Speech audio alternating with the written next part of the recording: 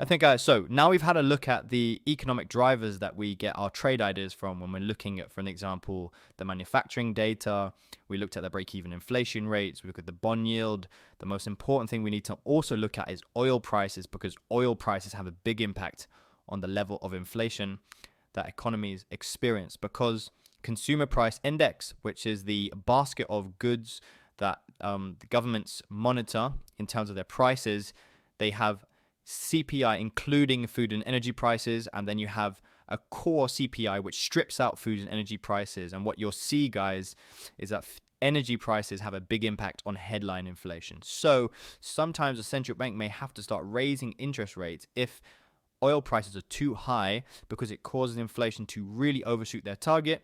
And even if they don't really want to be raising interest rates, because it may not be coming from the demand of spending within the economy, if that high inflation persists because of oil prices, they're going to have to do something about it. So what we need to look at is oil prices, because it has a big impact. And as we've seen, for an example, from the lows of the pandemic from 2020, oil has dramatically increased for where we was trading last year. We've seen oil go up 378%. So we've seen a very strong appreciation in the price of oil from $15 a barrel now to $74 a barrel. So that explains, guys, why we have seen such strong inflation in the United States. So now you understand why we have such high inflation, because CPI, including food and energy prices, we've seen it go from 1.2% to now 5.4%, way above the central bank's target in the United States. So when you strip out food and energy prices, it's only 4.5% inflation. So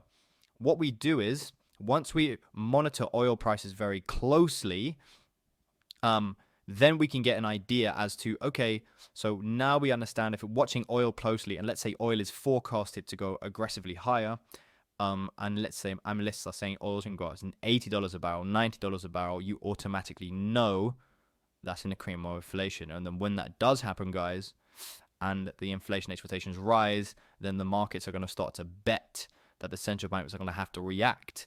And then I'm now going to show you how the markets start to predict that bet.